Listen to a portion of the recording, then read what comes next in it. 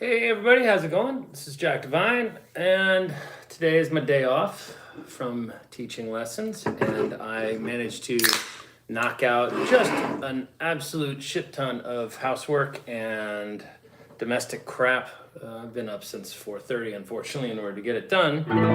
But boy, oh boy, I'm feeling quite good and easily rested, and chilled out for the rest of the day. I don't anticipate any interruptions or bothers. Thank you, all of you, for advising this old timer how to actually achieve a disturbance-free live broadcast like this, turning my phone to don't fuck with me mode or whatever it's called. I was so happy to find out that it's not in I thought it was somewhere in the YouTube thing, but it's not. So thank you. I forget which one of the kind folks was like, here, Grandpa, here's the information you want. All right. And as a reward for that, I would be here probably anyway. I just wanted to share a little bit about one of the other Apex songs, okay, that the Grateful Dead guitar players need to know how to handle this song, Deal. All right. Originally released in, I believe, 1970 on Garcia's first solo album. Song stayed with him and with the band until until 95. It still is played, I'm sure. And it is a wonderful, wonderful song that somehow seems to sound like it was written in the late 1800s or early 1900s. It has certain kind of saloony kind of energy to it. It seems like it's, written in the time of gamblers and rounders and people that actually did these kinds of, gambled and went from town to town. So really tapping into that Americana thing. And it's set in what seems to be it's a wolf in sheep's clothing. It seems like it's just going to be, just a typical A shuffle, like a bluesy shuffle, right? That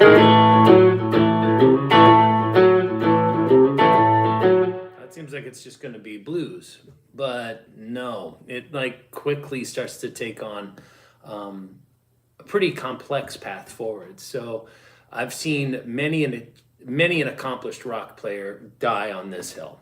All right, this is a very, very difficult thing for a lot of guys who grew up playing Zeppelin and Floyd and Clapton and Hendrix to understand how to get through. And I must admit, it gave me, hey, how's it going? This says Nash Footwear. Hey, Jack, I've been lurking for a while, so I thought I'd finally say hi. Well, hi, I'm glad you did. Now, what did it say? I've been learning a ton from you. Is that what it said? I've been learning a ton from my vids and really appreciate what I'm doing on here. Thank you. Michael, thank you. I like Darien, Connecticut. All right, so here we are. Ooh, pardon me. A celebration with a lemon lime seltzer. I think this one's just lemon. It used to be a significantly different life. So what do we got here? Let's talk about the rhythm and how to get that. It's a shuffle. So it's not right. That's Long Live Rock by The Who.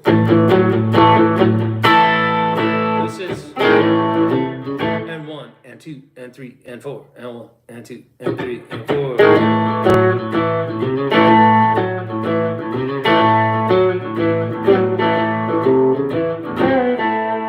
Okay, so we've got this kind of typical Grateful Dead, like them and the Ramones both. All right, so that, all right, and likewise we're going to be bringing in from the flat 3 here.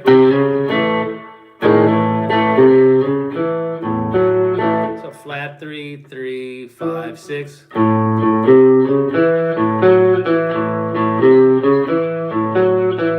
So if you can get that riff.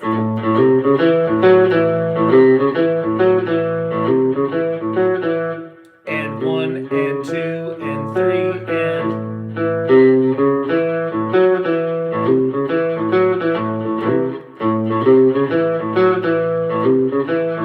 Now play it as a whole chord with.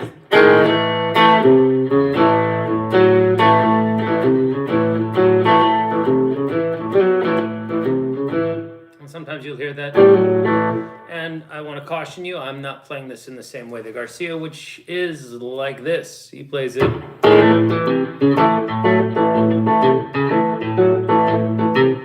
Alright, he does like the thumb and his fingers nestling the pick in his little stumpy nub that he had there. Okay, so whatever, I don't feel the need for that. I have some overdrive on the guitar. I feel it rounds off the transients a lot more, and I'll tend to be kind of subdued while I sing the song, you know. Since it costs a lot to win, not really doing too much in here, and then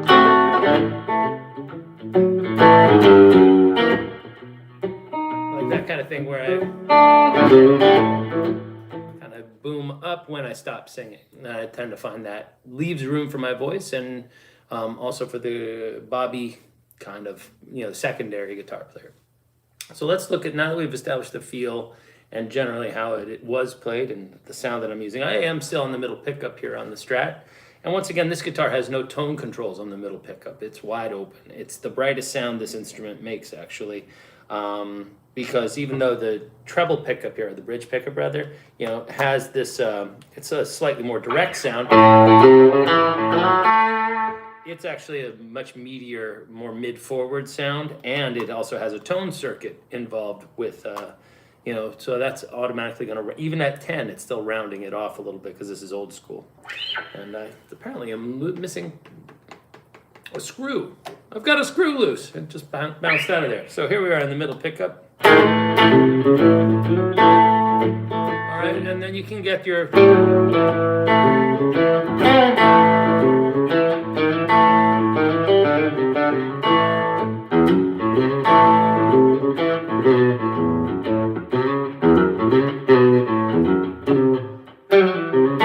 Okay, so you've got all those kind of good little open A legs available to you. Okay, so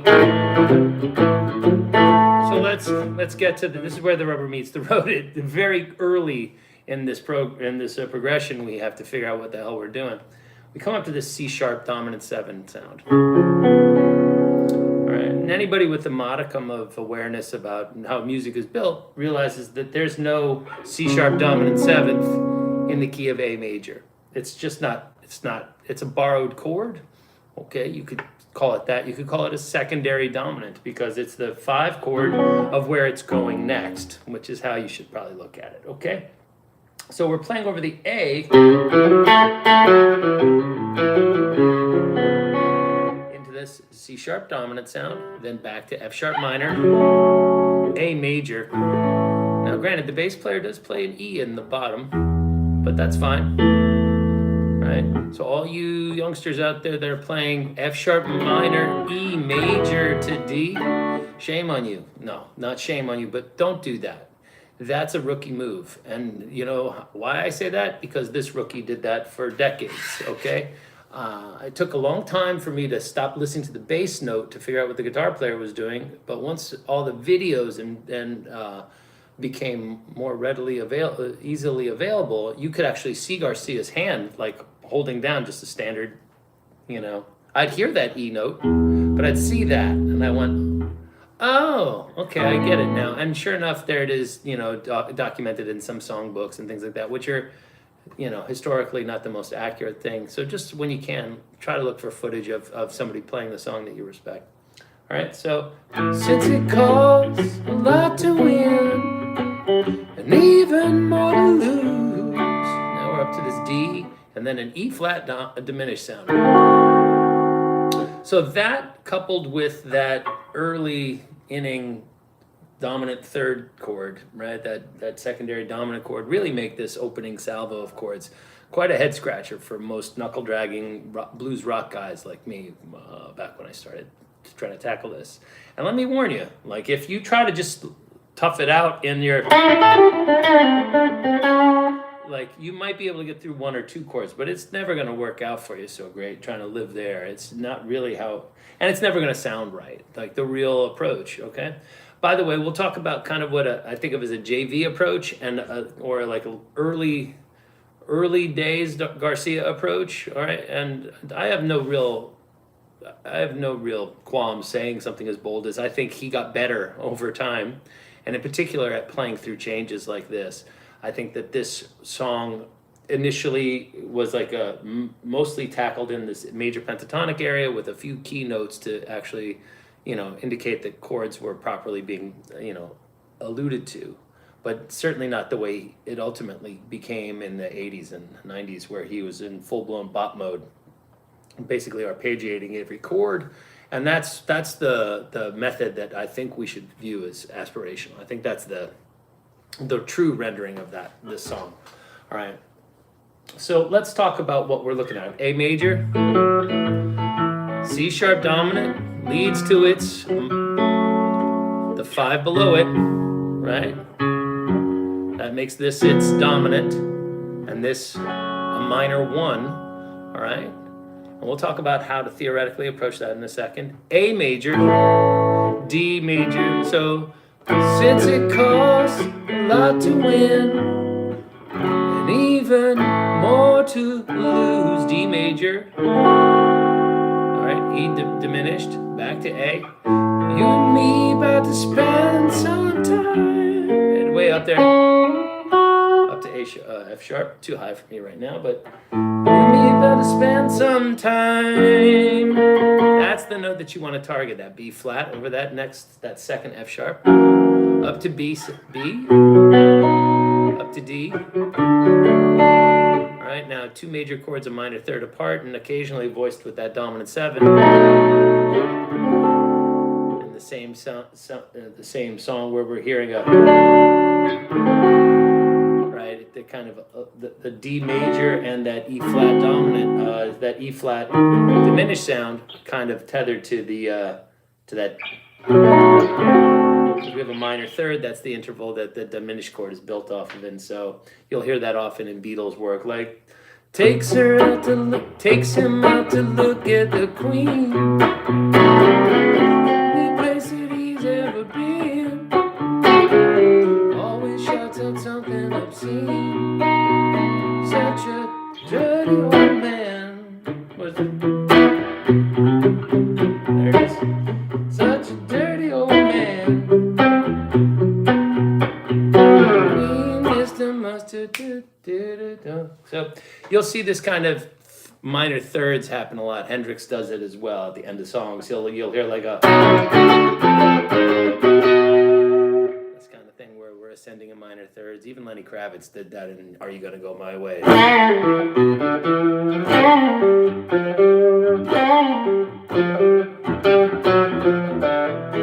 right, so it's a classic move. We see it all the time. So second time through, let's think about it as having a front half, right? We're halfway through that. So since it calls a lot to win, F sharp, A, D sharp diminished, A, down to the 6 dominant, B, D, back to A, same as the first, right? A, D sharp diminished, and now our chorus. A to G to D. All right, now there's a bit of an upbeat kick, I think, on the G. 1, 2, 3, 4, and 1. Don't you let that deal go down. I don't know if we want to push it or not. Don't push it. It's not pushed. All right. So that's a couple of times, then it comes back to the A and vamps. All right. So here's how you should look at this. If you're struggling with this song, which I would wager that most players do have some difficulty with this, don't try to practice playing the whole thing. I think that's a mistake. I think you're better off kind of building it in sections. And so anybody that's ever studied with me would be familiar with what I'm about to do, but if you haven't, bear with me. I'm going to make a small loop. And key to this process is that we take down the tempo a little bit and include a count off into the loop at the end of when we play. So you'll see me play, you'll hear me play the chords, and then at the end I'll go, out. That loop with the count off at the end is key to getting lots of good productive reps. If you don't have the count off, you're playing this kind of weird anticipatory, like, I don't know when the loop is about to start, and it always puts you in this weird, like, you're always starting out on back foot. Don't do that to yourself, okay? You want to set yourself up for wins, not failures. All right, I'm going to put this on the neck pickup, dull down the tone a little bit, and make it a little quieter.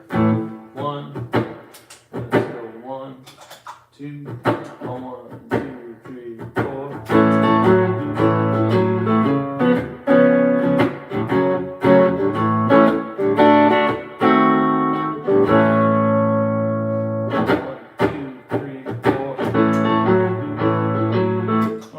So now we're in a position where we can practice this. And to be honest, I think this is still too much meat to kind of try to digest at once, all right? But we can talk about what strategies we're supposed to be utilizing as we approach this. And the second chord is the one that's probably vexing the most to most players. What do we play over this on our way to that? Well, the idea is that, yes, we can, there's a couple of different approaches. We can just play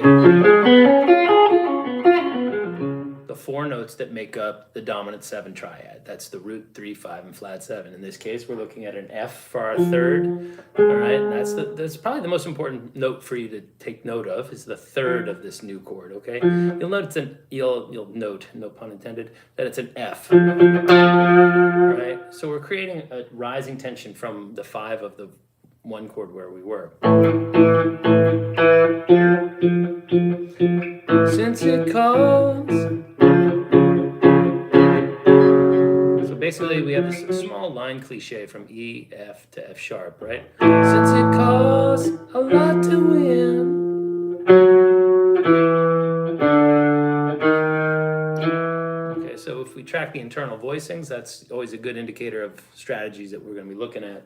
When we see these kinds of secondary dominant chords like that third chord, which should be in the key of A major, we would be looking at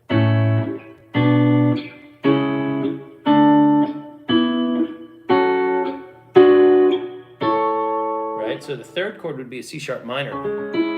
But we're going to make it a dominant chord and utilize it, adding this raised third to add tension to head us towards that F sharp minor sound.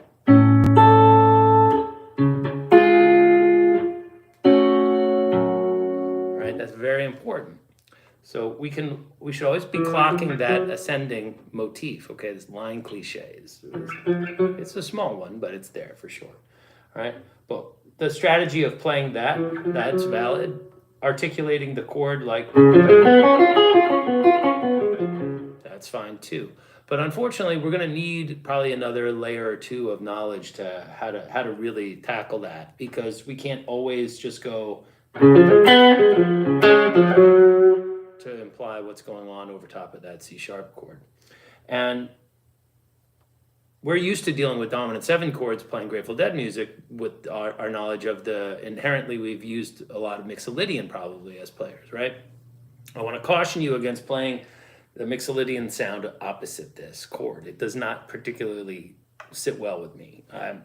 Not that I'm any kind of grand arbiter of what's good or bad, but I think anybody would recognize the connecting notes along the way are a fucking nightmare compared to where we're going, where we came from. In particular, this note right here. We don't really like the sound of the that D sharp. That is a bad note, okay? And we don't like the thought that we have this B flat in there. We want to play what's going to be ultimately seen as one of two from depending on which perspective you look at it from. If you look at it like we're playing the 5 of the F sharp minor, we can play F sharp minor harmonic minor over its 5th chord, right? That will sound lovely on the way back. Or we could look at it in kind of another way and say, well, it's a C sharp dominant chord with a flat 2 and a flat 6, and when we encounter that kind of thing, that's called Phrygian dominant. All right, you may have heard me mention that along the way, but it's an excellent sound to learn how to work with, and it's based around this sound.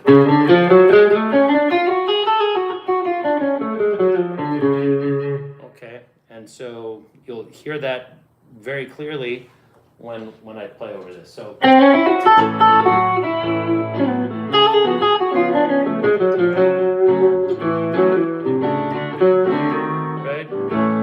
So I'll do it again.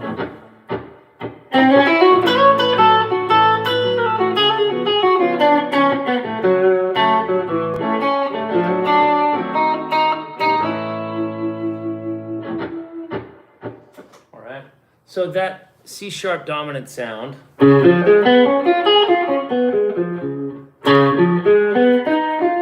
don't want to see that second, and we don't want to see the 6th. Both of those notes need to come back, okay?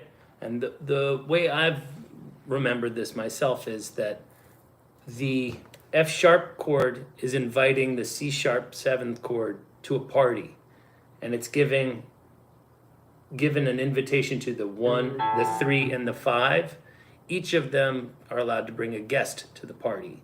All right, the flat 7 is not allowed to. He's flat. He has a bad personality. But the 1 and the 3 and the 5, they each get a guest. So they each get a +1. All right, so if you target the root, the 3rd and the 5th of that C sharp chord and go +1,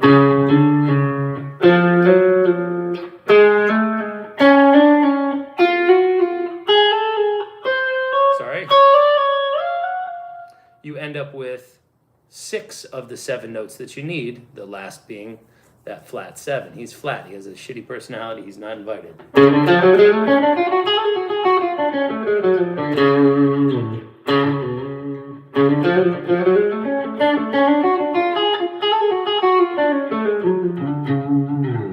Right, it's all that snake charmer Indian, like Andalusian Spanish shit actually, is where that sounds like kind of like like flamenco with a major 3rd, right? So it's kind of the go-to mode that we access when we're playing a secondary dominant headed towards a minor, and we want to give it that kind of gypsy jazz sound that seems to sit nicely in this instance, okay? So, I mean, there are other options. The last would be that we could actually play the diminished arpeggio over top of it.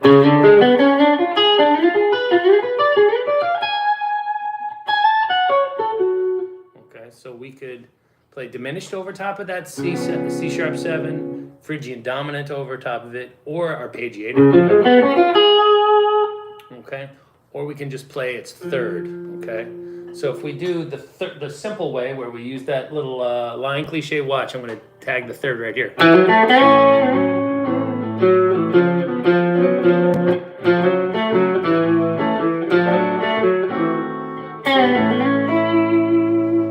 Okay, if we do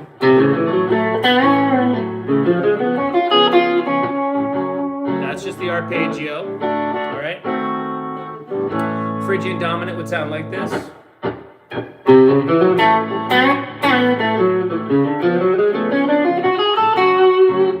I love that. All right, and then the diminished would be the last and probably most complex.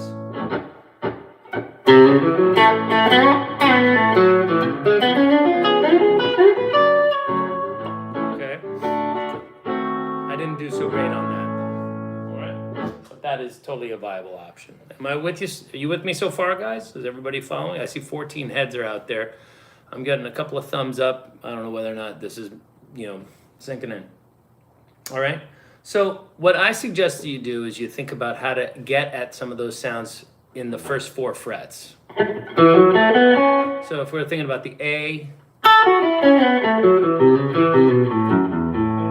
surprise, surprise, it's major pentatonic flat 3 over top of that first chord, okay?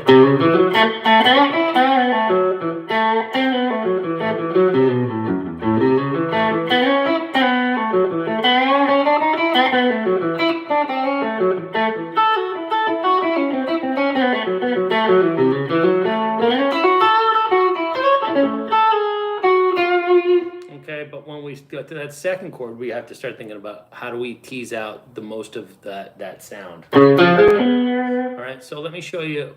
This little shape is very helpful, I think. If we start with the middle finger and point it like this: 1, 3, 5, 1, 3, 5, flat 7, flat 2.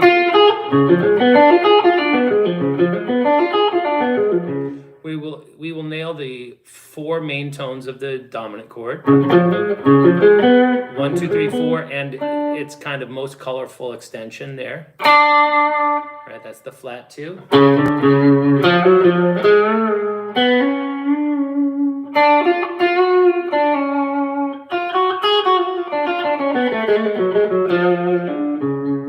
Right?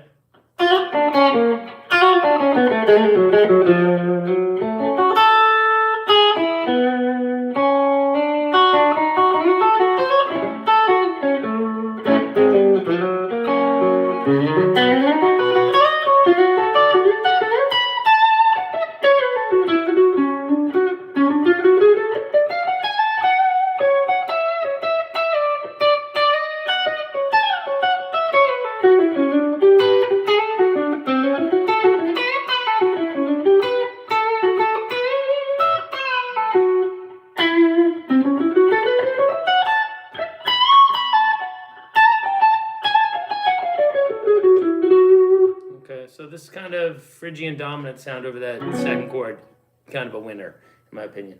F sharp minor, I just want you to think about it like you're playing pretty much F sharp minor pentatonic, and you can use that flat 5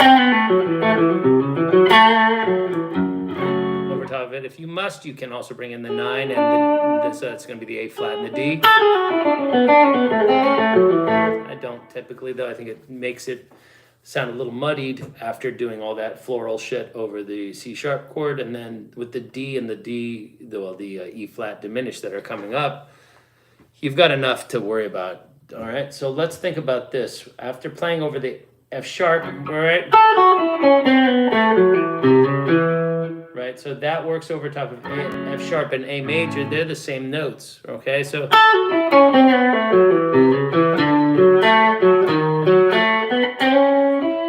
that was F sharp, A, right? Then coming into the D here, and then that's. Right.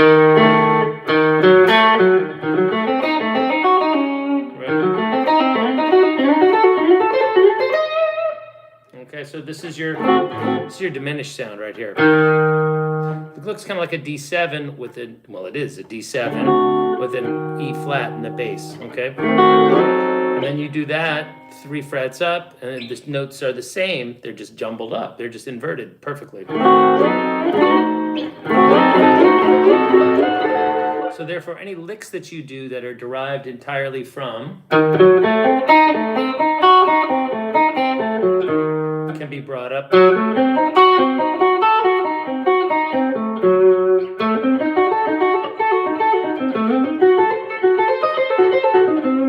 They're the same notes, so you can get away with the same pattern. The intervals all stay constant. It's what we call a symmetrical scale, all right, or a symmetrical arpeggio, rather. It's based on stacking minor thirds, okay? I think anybody new to the concept of a diminished chord, that's what it is, okay?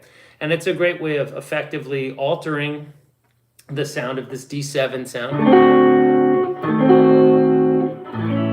creating a little tension that brings us back to that A, okay? And there's a little lesson I did on it called diminished returns. basically examining these exact chords, the D to E flat diminished back to an A root.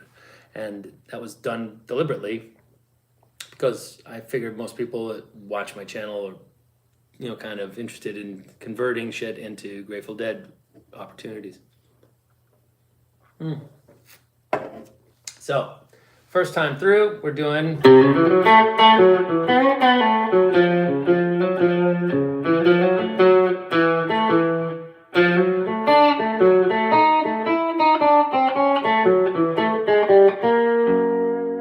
Okay, now the trick here is to stay in the same first 4 frets and still be able to hear the chords being implied.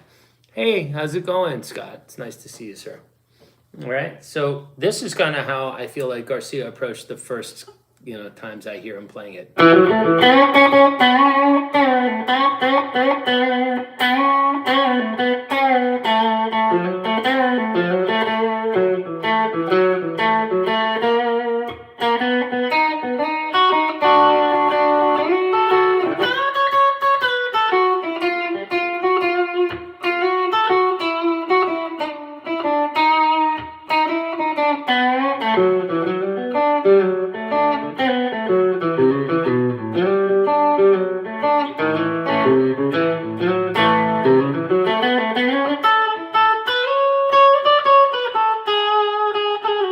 Right, it's kind of like very, very sticking to that little area with occasionally addressing the third of that C sharp, okay, or the third of that F sharp when they happen, all right? And then basically avoiding articulating the entire diminished arpeggio. You can get away with that because remember, that D7, that's at the core of that E flat diminished sound. So if you find a way to go that over the D sound over top of it, that works over both chords. Now there was a comment that came zinging past while I was yapping. Let's see what that was. Hello, I can do this now. I can't believe it. Hey, I was wondering if at some point I can talk about getting a good out of my amp. I assume you mean tone? Good tone? Am I missing that word? This is tough. It's not just the amp. It's not just your guitar. It's not just your fingers. It's this awful amalgamation of these 3 things that effectively have to yield something viable. And yes, I'll be happy to discuss it. Unfortunately, this is kind of a tone. Okay, no worries, Scott. We'll talk about that as best we can. But first, let me run through deal here. And remind me if I seem like I've digressed away, or if it doesn't look like that's going to happen, just pipe up again if you don't mind. All right. So we're playing A. So we've made it to the. Let's just say we made it to the second half, which starts the same. Since you're in. It goes to show you don't ever know. Watch each card you play and play it slow. And that's all the same. That's all new information. So really it's kind of an A, B, A, and that's it. A, B, A for the verse. And then the chorus is just its own little thing. And believe it or not, I find the chorus to be a little bit more challenging to play over top of than the solo than the verse. Because there's such a specific pathway to navigate. Now, granted, it's more involved, but once you get good at doing that, it's very easy actually to just kind of see the chords and spell them out. The problem with the A, G, D section is you kind of have to stop using your head and start using your heart, and that's actually the hardest thing to do, believe it or not, I think. At least when you get up to a certain point and you're sitting there thinking, because it sounds impressive to navigate through all those changes, but in theory, then it's time to really step on the gas and deliver a money shot and really blow everybody away with a peak during the chorus, right? And that can be very challenging. But we'll get to that, all right? So let's just tackle playing over the first little chunk here, all right? And let's look at our licks. Right, we're gonna address that F over the C sharp chord, and then so right, that's da da da da da. Then we're gonna go right. right? So that's F sharp to A to D. So that would be. We're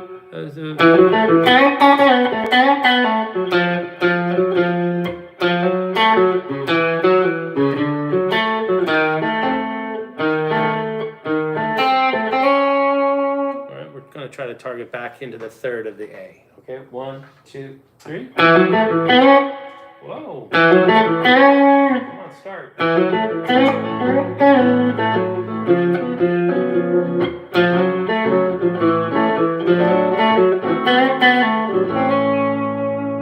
Let's try it again.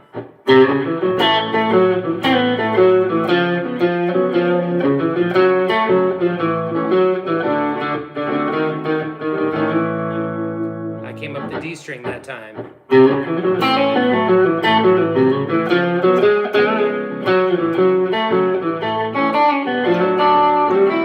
Ah, that would have been right. Let's try that again.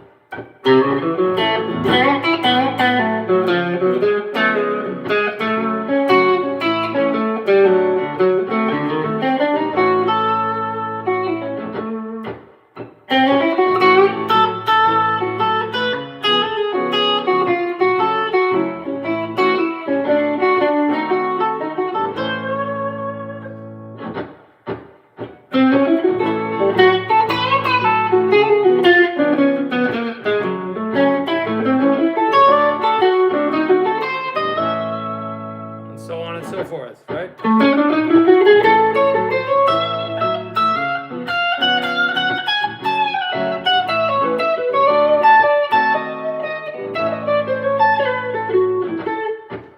Okay, so now the only real second part to learn is the.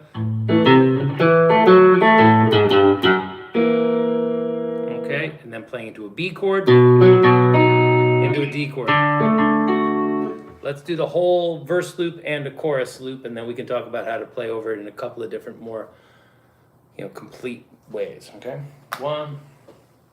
let's wipe that out. 1, 2, 1, 2, 3, 4.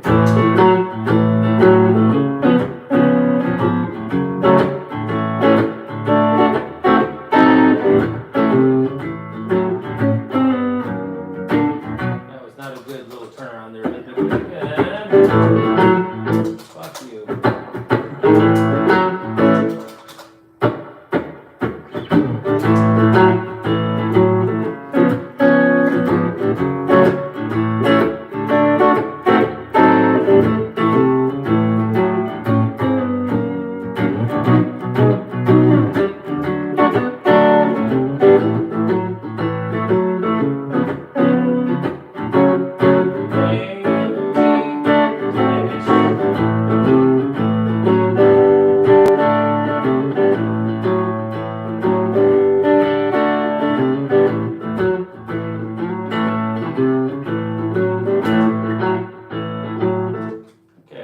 Does not loop so great, but it's a start. Okay, it'll work for us. And unfortunately, I think I made it kind of real tempo-ish. All right, but we'll talk about that. Okay, so first part through.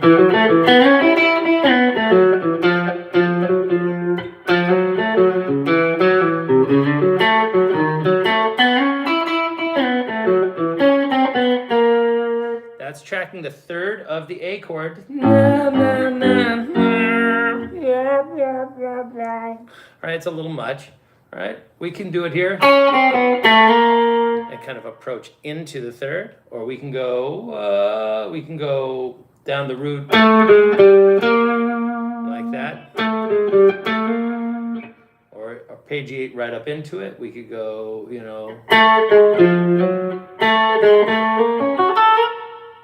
right. Yep, into B. All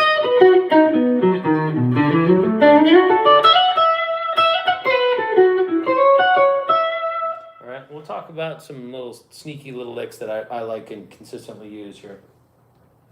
All right, so let's try that.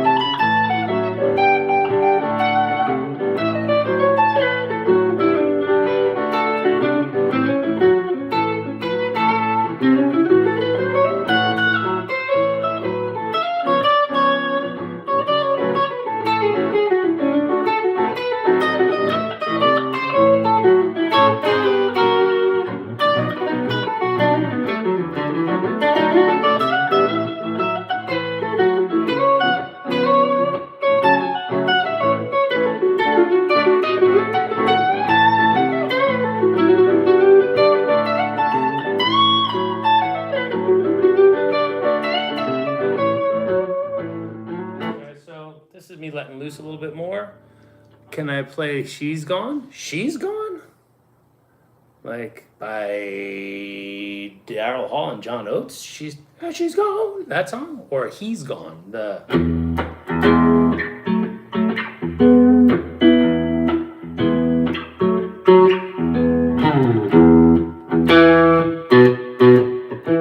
I think I can play that.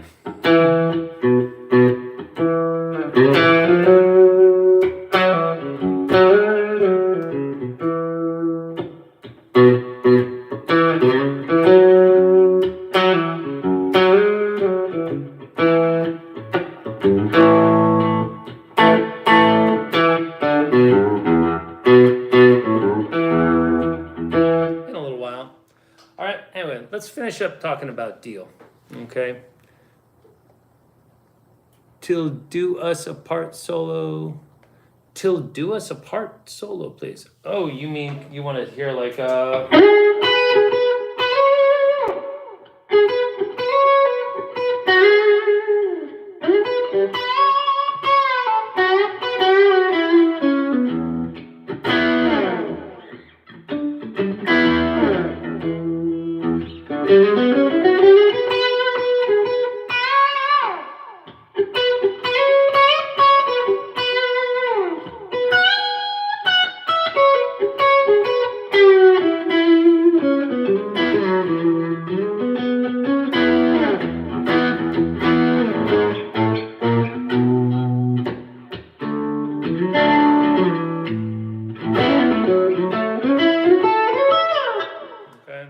something like that.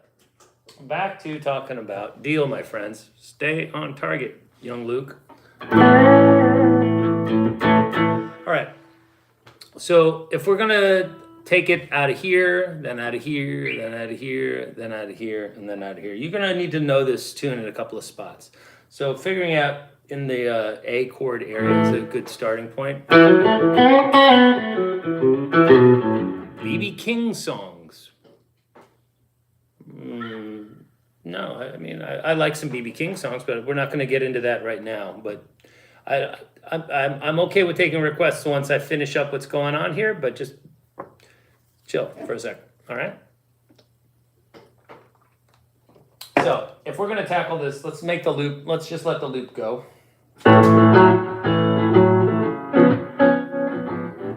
I'm going to turn it down just so I can talk over it a little bit better, okay?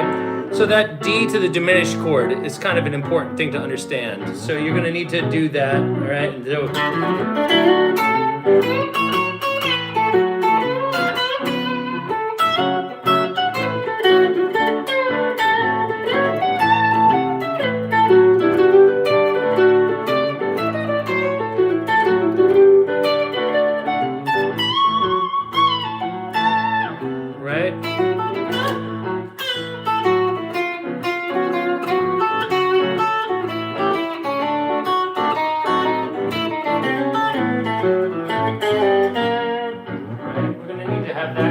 together.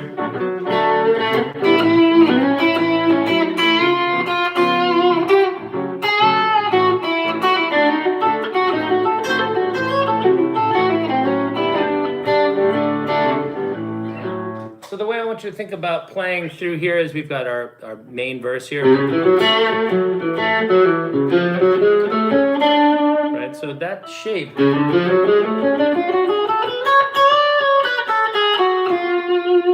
Very helpful to get, and then you're going to have to learn it here. Like,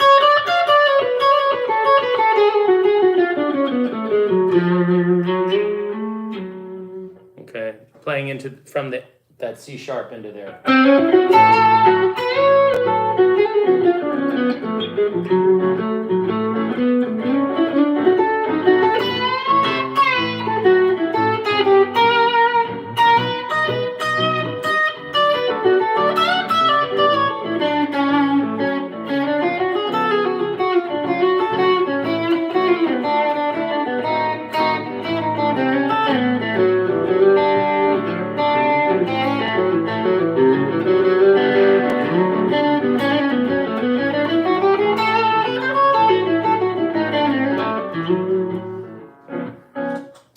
Chorus, right? A, G to D.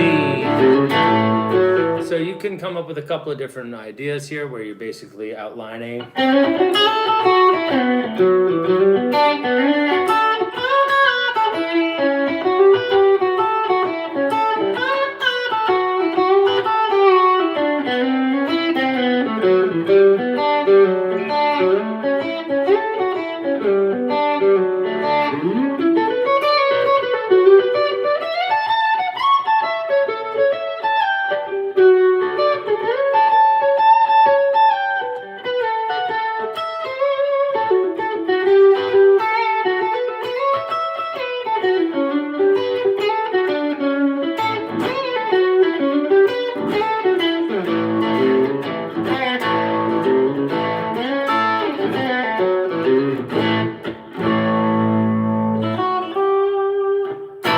Okay, that is just hours. You're just gonna have to take time. There's nothing to it other than going A,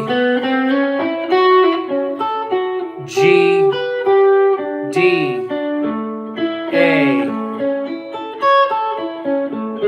G, D, A,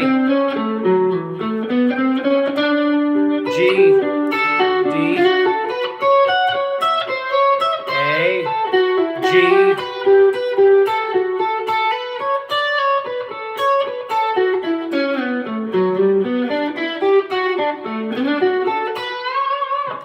You really need to work on your arpeggios to handle that stuff.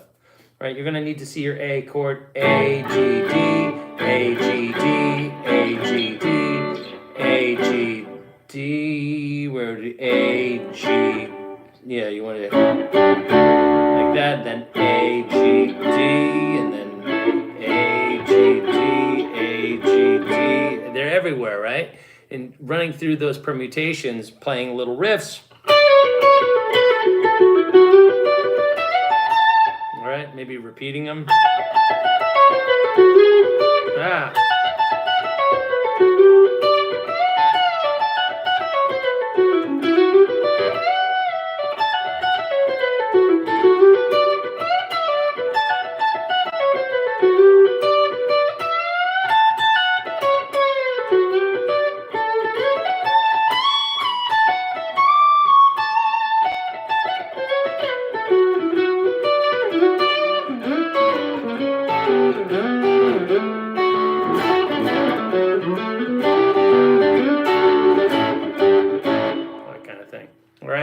So let's look at some more advanced ideas that kind of break away from just playing the major pentatonic with those enhanced notes, right? Right. Let's look at what we do when we're up in here. Right, that's a little A chord. Right, that's A. Still, that's just all.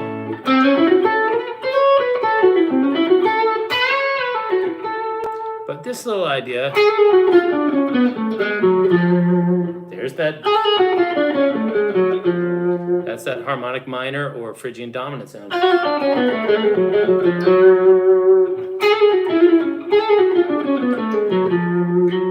Okay, then you're going to play into straight harmonic, straight F sharp minor, then A,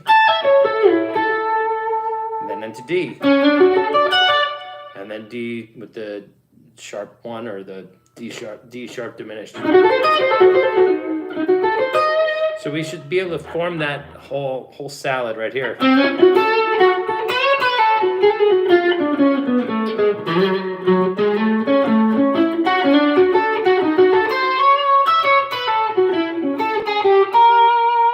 That's the third of the F sharp major.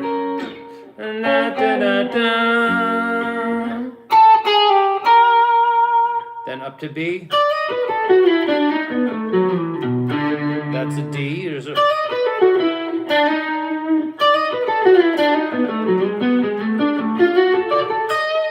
so playing from B into D is basically going. That's the downbeat of the D. Back to A, and then I like this little move.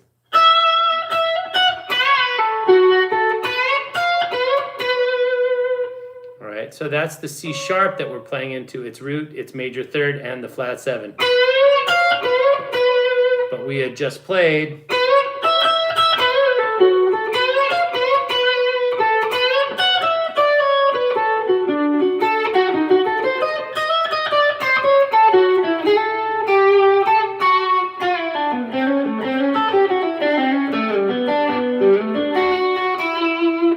so you can probably see me handling it, the chorus, with the chord shapes.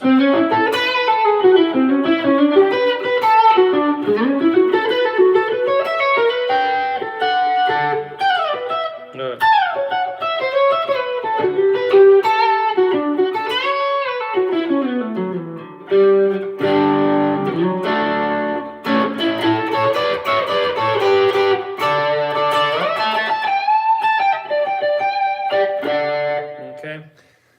And that's pretty much it as far as deal's concerned in terms of the strategic stuff that's happening. If you learn it in one spot and then bring it to another spot and then bring it to another spot, right? Learning to play.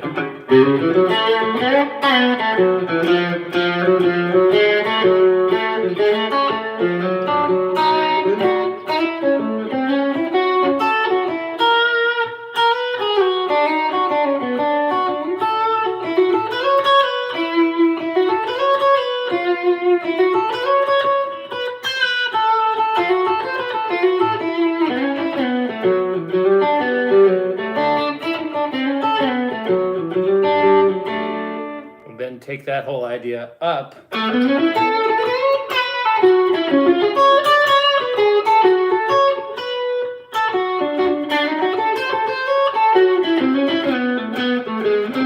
Sorry. That's it. Yeah, that's going to be the third. So sometimes it's easy to get, sometimes I get lost too, sorry. Okay.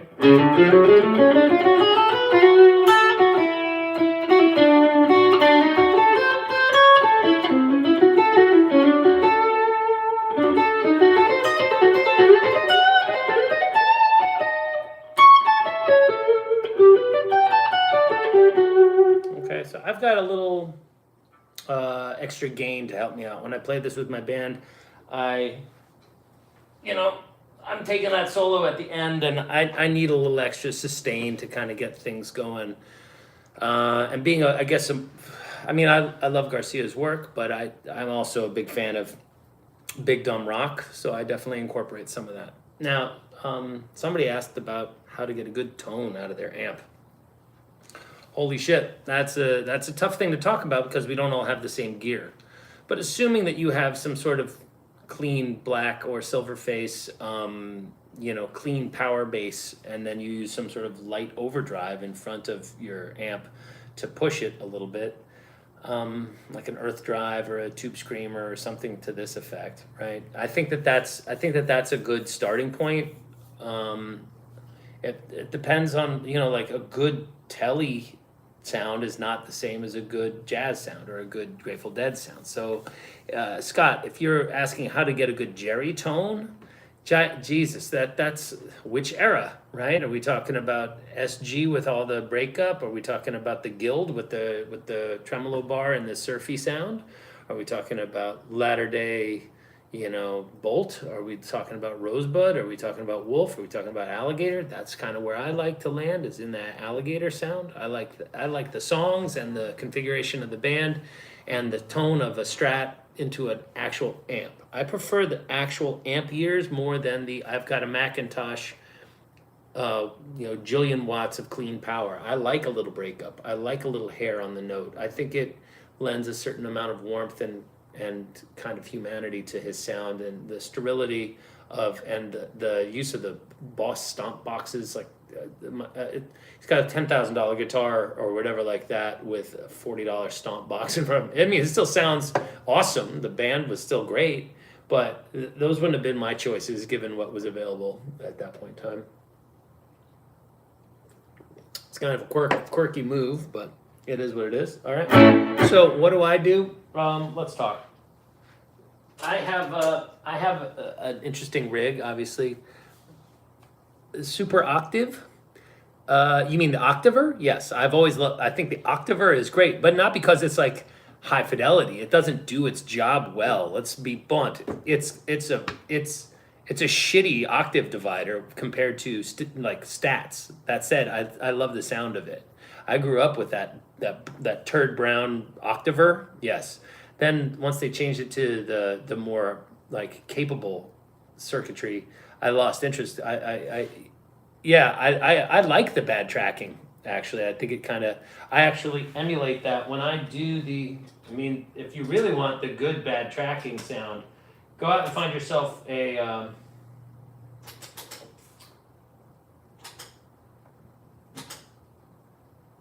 Where is that sound? It'll be there.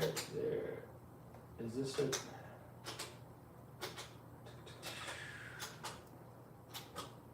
Where are you, motherfucker? There we go. So it's gonna be. Well, there we are. He had that great octave divider from Mutron for a while in the Mutron, and I like that sound quite a bit. So this is the sound of my amp just on its own. Right. So. Neck pickup there.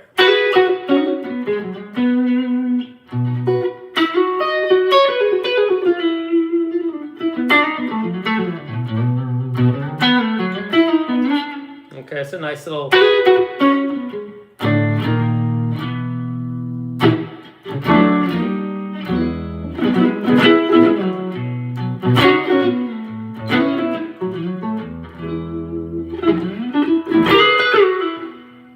It's a nice sound. I like that, you know.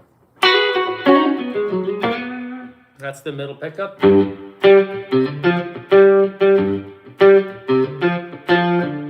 I don't have the treble on 10 and the bass on 0 and the presence on a jillion and the millions of just super treble enhancing mods that were said to have been made to Alligator. I don't know why, but his tone doesn't sound shrill to me. It just sounds like it doesn't have an excessive bottom. So I've done what I can to clarify the low end image of the sound so that I can get those kind of nice little punchy moments where you're hearing like without it being like I'm feeling bloated, right? And if I'm playing on the middle pickup, there's no excess, there's no fat on that, right? It sits nicely right on top of there's no compressor being used. No, there's no compressor. Although I do like compression, but I use that when I want to create the sound of a compressor. I don't usually use it to keep my dynamics under control. I feel like it's more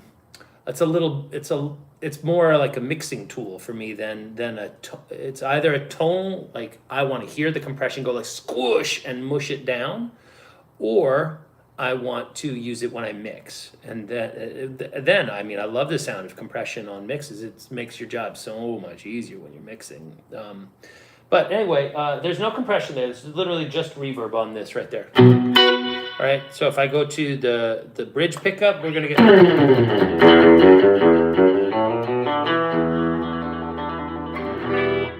All right, and then if we come to these two pickups, we got.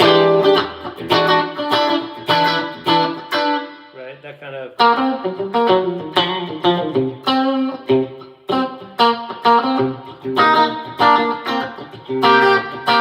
Right, and up here we got the John Mayer and kind of Hendrix as well, and Stevie Ray Vaughan, and these two pickups, and then the neck pickup we are. And if I add a little overdrive to that, we get a little bit more clarity in the mid-range area and a little less extension, right? And I use that primarily as a way of declaring where my sound lives in the band, okay? Because the treble from the cymbals is kind of already spoken for, and basically I'm trying to replace the lead vocal, which should be, in theory, kind of treble forward, but not hurt the ears. All right. So you want to be able to stick through the mix with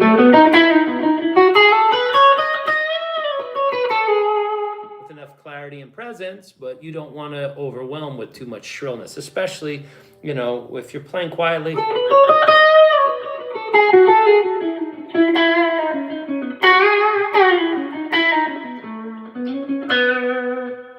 As I play usually with quite a lot of headroom left in my right hand. I try not to be hammering the shit out of the strings. I tend to like to let the amp do a lot of the lifting, and it creates an opportunity for the amp to kind of pick up and carry the sound a little bit. And we call this bloom. All right, at least, nerdy guitar, like real tone chasing mongrels like myself, studio cats, who, like, when they hear an amp that's on the edge of breakup and you play right up to it and it kind of grabs the note for you a little bit, it's kind of an amazing sensation. So, and I just think about it as having a little bit more texture. I don't like going back, all to the same level. I don't really care for the bluegrassers that do that, even though it's impressive. Like Troy Henley is a motherfucker, right? But give me somebody that has a little bit more dynamics in their playing, and I'll listen to Brian Sutton any day over somebody who's definitely is a hoss. Like Troy Henley, I think it's Trey Henley. I've seen him play. He's impeccable, except he's kind of like the equivalent of, who's that guy who, again, monster guitar player. And I mean, he would eat me for lunch, and at the same time, he tuckers me out. He's that blonde guy who plays like Hendrix and SRV. Oh God, what's his name? He's really, really good. He has that Olympic white Strat that's beat to shit. And it definitely is real wear. He's like really puts the miles on the guitars. He's been playing forever as well. It's not Kenny Wayne Shepherd, it's some other dude. Anyway, he's a super player, but he's always on 10. So consequently, it never feels like it has anywhere to go. It's just maxed the whole time. And so, yeah, I used to like music that was like that. And now as I've grown older, I appreciate somebody who can actually ebb and flow a little bit more. And that's one of the things I love about the Garcia role in my band, is that it gives me a chance to kind of explode and then withdraw and be less of a leader and more of a participant in the music. Philip Sacy, that's his name. Thank you so much. Yes, Eric is on point. Yeah. Blonde guy, plays traditional blues as well as like that fuzzed out Hendrix kind of Band of Gypsies thing. He is bad to the motherfucking bone. Absolutely props.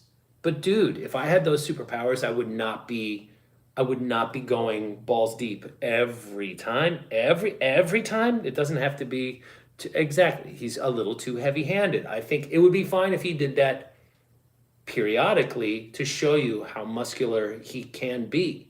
But after a while, if all it is over the top right hand smashing, it's kind of like, it makes me put distance between me and his playing, as opposed to if he pulled me in and if he had just 20% Mark Knopfler whisper guitar skills, I would be hooked forever. It's not music for drunk people. I'm not gonna slam the guy, but I do think he's incredible, and at the same time, I feel like he's using his powers in a way that isn't. If I was producing him, which I will never be fortunate enough to be able to have that man hear me out, and if he's making a career out of being a flashy guitar player, just like Joe Bonamassa. Joe Bonamassa, I loved you, Joe. You were nice to me when I met you in Guitar Center. You actually complimented me on my playing, and I compliment you on yours. But Jesus Christ, man, back it down a little bit and allow it to be. Allow your talents to be appreciated by being held, not being on 10 the whole time. Burying the needle every time is not a pro move, in my opinion. But who am I to talk? I'm a guy in a fucking basement with a ripped up ceiling. Joe Bonamassa is awesome at packing stadiums and making millions of dollars and buying bursts. So he's whatever he's doing, it's working for him. Blessings to you. Anyway, back to having a good rig, right? I've got my rig kind of dialed into where, this is for my Fire on the Mountain setting. This is kind of a generic, kind of clean sound that I never even play clean in the song. If I'm playing, I'll have the the octaver, with which I use one below, and I detune it. I deliberately make it not in tune with my octave, and then I blend in a little octave above, out of tune sharp. So one's sharp, one's flat, and mine's right in the middle, and we get this kind of metallic. Right,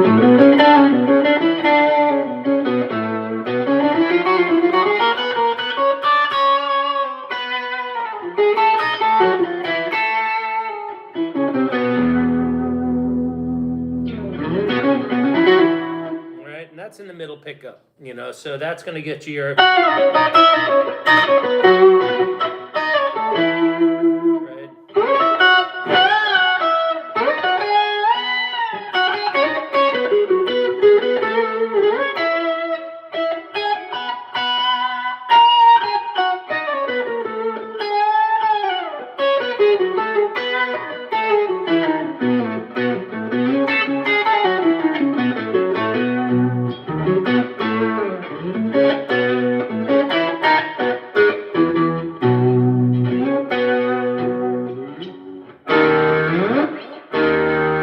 Kind of skronky and out to lunch. All right, that is really fun for me. All right, I'll use that for soloing.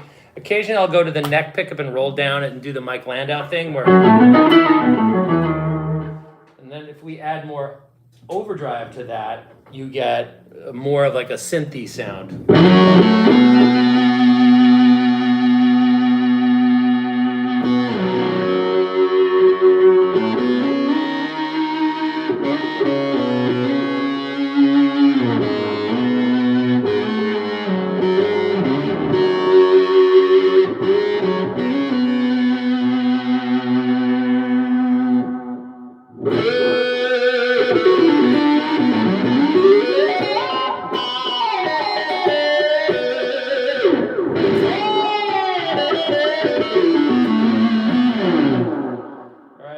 So I'll do that usually at the end of Fire on the Mountain, just because I'm bored of playing B to A. And then I've got my lowly and crappy Kempers. Somebody asked the question, am I using a real Mutron? No, but I intend on, the next time I find one, I found one, I was going to buy it. It was all reconditioned. It was all ready to go. And I was like, it's $700. Now it's $1,200. Fuck. So here we are. Get that octaver off here. So this is where I ended up for comping. On the neck pickup, if I do this just for the chorus of the song that's on.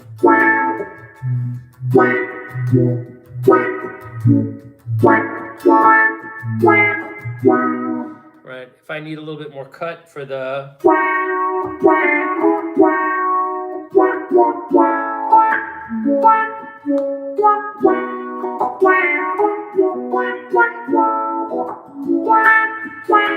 I don't use the same envelope follower.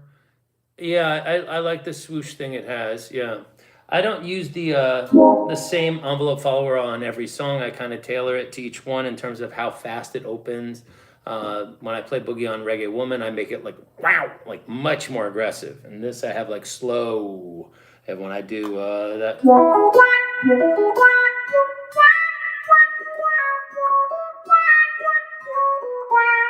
I use a different sound altogether as well, like a softer one. Those Garcia band recordings, where it's whatever. It must be a digital something. It's baked into the Kemper. It's like they call it the Ottawa setting, and then you can control the parameters and the sensitivity and the range of it, and there's like a dynamic filter element. Like as you pick harder, it opens faster and stuff like that, and it's nice. It doesn't behave differently if it's hot or cold, which photo optical couplers do. Those photo cells definitely behave differently at different points in the night. If the room is cold or the room is hot, and then obviously they're prone to breaking and going out of alignment, and there's all kinds of wacky shit that happens with them. They also are huge and heavy. This my entire rig weighs the same thing as an actual Mutron 3, so it's like 9 or 10 pounds. So the one on your Tube Zoom, yeah, I mean, so this is not so great, but then again, the reality is I think I use the envelope filter 4 times in a night if I play every song. Those are the I play Estimated Stranger, Fire on the Mountain, and Boogie on Reggae Woman, I think, or something like that. Oh yeah, those. Oh, and Ruben and Cherise. So depending, all right. I don't use it on. We don't do Run for the Roses yet, so that's a really cool song though. Oh man, that song's great. All right, so let's see. What were some of these questions here? I'll see if I can get to some of the stuff. You love the swoosh thing it has. Oh yeah, I played Third Tone from the Sun. Yeah, so you played for over 6 hours trying to get your octave and phaser on your board last night. It was true pedalboard purgatory. I ended up back at the beginning. Ugh. Well, yeah. What were you trying to do? Play victim or the crime? That's that. The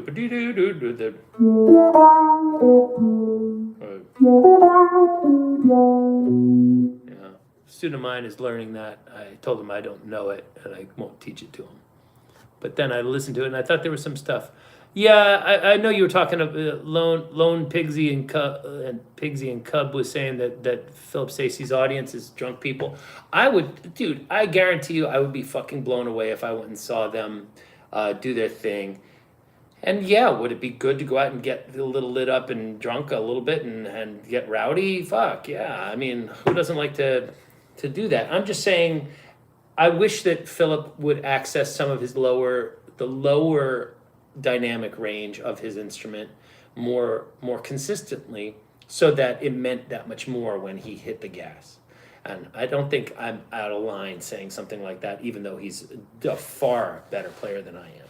It's just for me, I would appreciate that as somebody who wants to hear his music, you know. So I mean, if he was ever to hear this and get mad, I don't think he would. But if he did, he'd probably tell me to go fuck myself, which is totally his right. Right. Wait, there was another question here. I didn't see it. Did Dead keep odd timing when they brought back Ruben and Cherise? I mean, they didn't really bring back Ruben and Cherise. They played it and terrified poor Hornsby. There's a picture of him like, what the hell's going on? Because there's bars at 10 in the song. There's a lot of weird stuff. They did not change the timing to the best of my knowledge. That song has always been a handful. And John Cahn's bass playing on it is spectacular. And the only part I don't like about the acoustic, the studio recording is the cheesy horns that, you know. But I really do love that song. I think it's great. It's kind of a precursor to what Touch of Grey and a lot of, it shows you all those Garcia kind of things. All those like parallel kind of chord changes. Anyway, so this is the main sound I'm using when I solo. If I do the auto wah solo in Fire, I just step on that.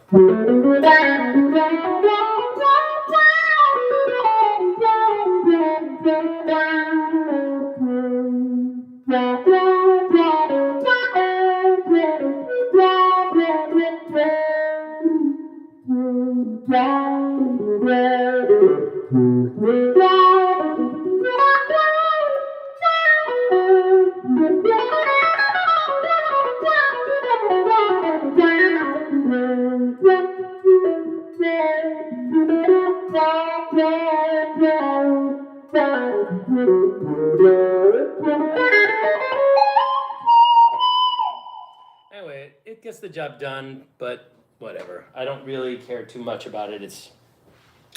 That's not the end of the world. So getting a good tone means a lot of things, but you know, to me, like, I'm just as concerned as like, what does this sound like? Does that like a little tremolo when we play Ophelia? Like that's what I'm doing. That.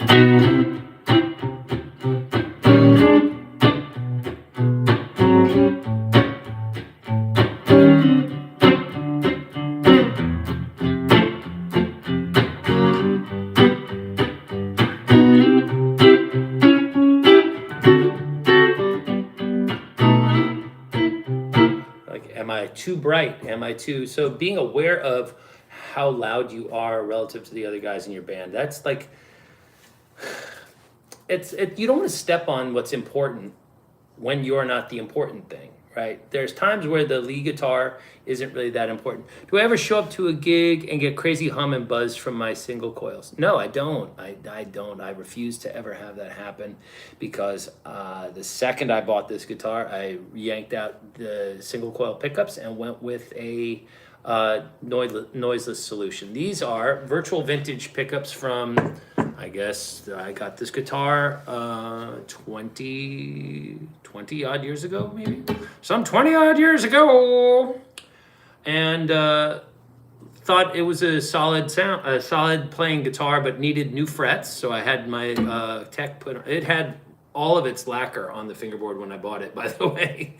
It didn't have any of this wear and tear. And I didn't actually do this. The paint has come off in various spots over years in big chunks, and then I've worn it. You can see where the gross loss happens here, and then as I wear it away, the white undercoat appears.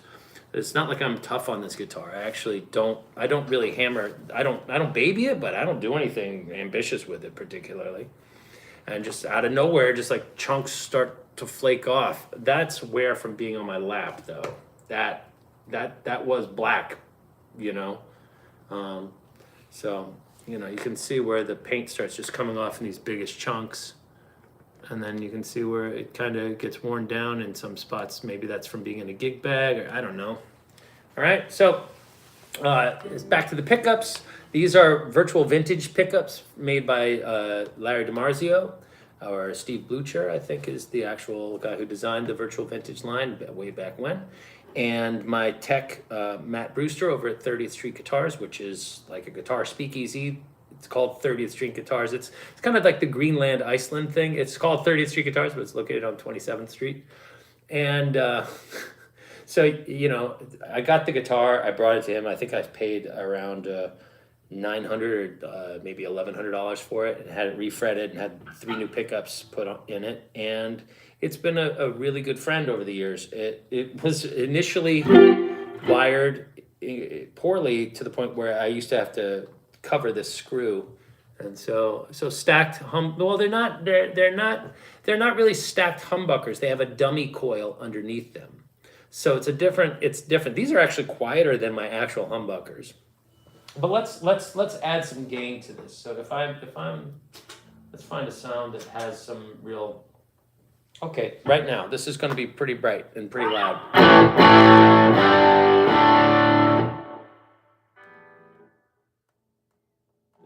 I mean, there's no noise gate on the guitar,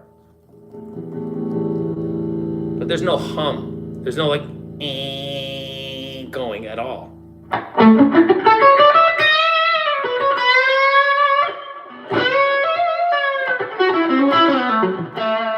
So that's the bridge pickup with the tone rolled down to about 5.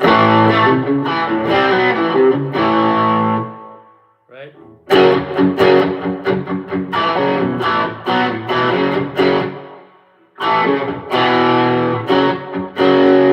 You know, it's not too bad. So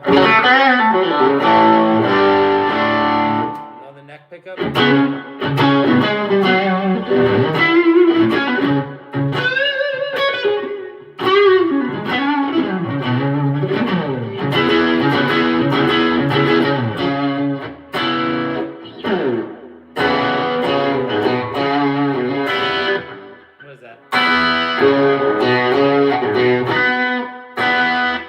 Tough tune.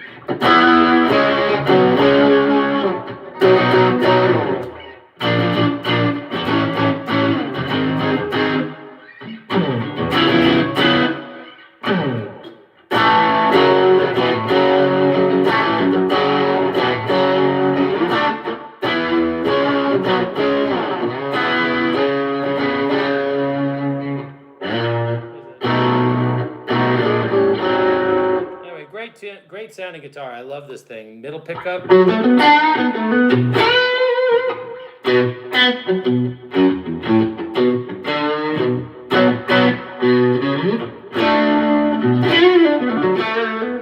here we've got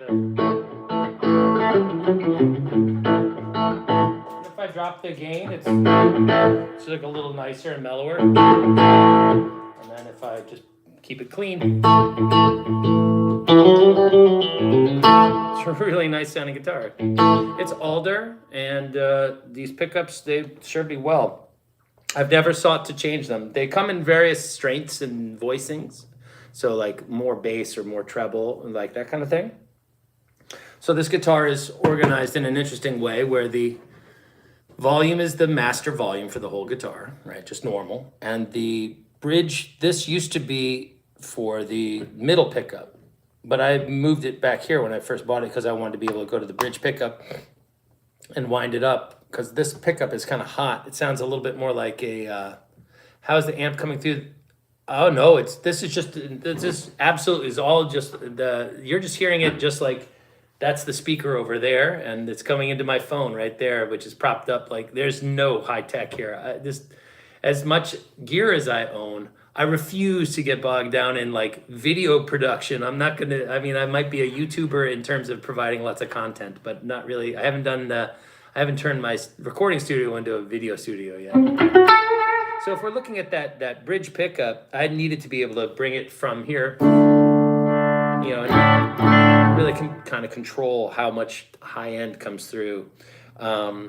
And then the neck pickup, I wanted the same thing, because I always do that thing where on those octave sounds like Landau, I like to turn down the, like if I use an Octavia or something like that, the octave up sound, it's nice to roll it off, and you get that, especially if you roll down the volume and the tone, you can get very interesting effects. And then that way I can have the middle pickup wide open, and so that's as bright as it gets. It's so funny that the like somebody commented here that the ceramic pickups on Garcia's guitars they're ceramic. They're hot as hell, but they're always split, so they're kind of roughly the same power as a standard single coil. I think a super distortion or a dual sound is roughly in the 12 to 15 area, right? And so if you split it in half, you're looking at a 7K or something like that, which is standard. I think these are actually a little bit more muscular. Neck pickup sounds really good and throaty. It's got that. It's actually got a lot of high end on it, or at least I usually allow a lot of high end to come through because the clarity is nice.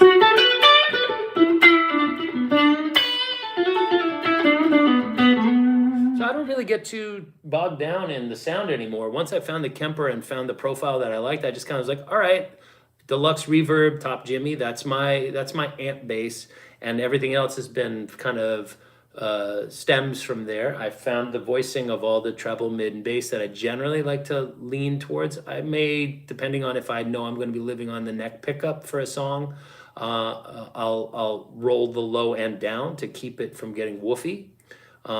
Which is it's nice to be able to give each sound its own pedal board effect. Each song gets its own pedal board when I play, because there's only 4 effects that you can put in front of the amp, and then 4 that you can put in its effects loop, kind of like after effects, like time. That's where I usually reserve the time-based stuff, like reverbs, delays, and to some degree some pitch related stuff.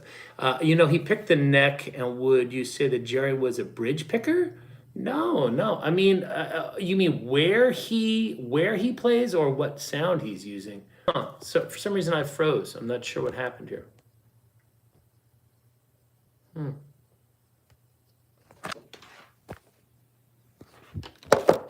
not sure what happened here.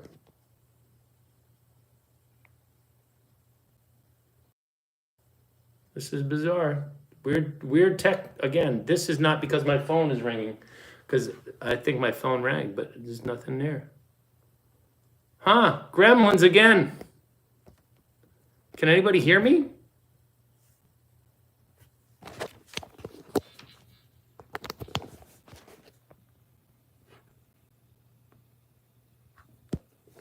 I do not understand what happened. See, this is weird. See, I'm so sorry, guys. You can hear me, but it's black. Well, all right. Well, I don't know what to say, gentlemen, other than I'm disappointed. I made it this far. That was 85 minutes of contributions without disruption.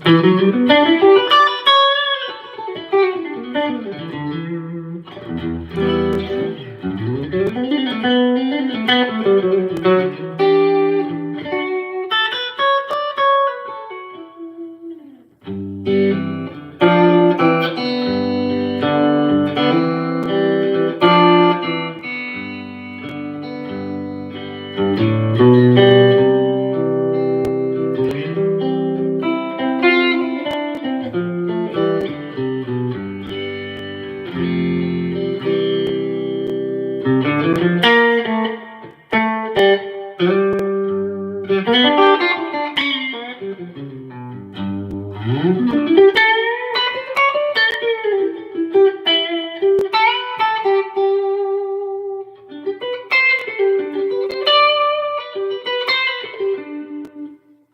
make any sense. I don't get what happened here.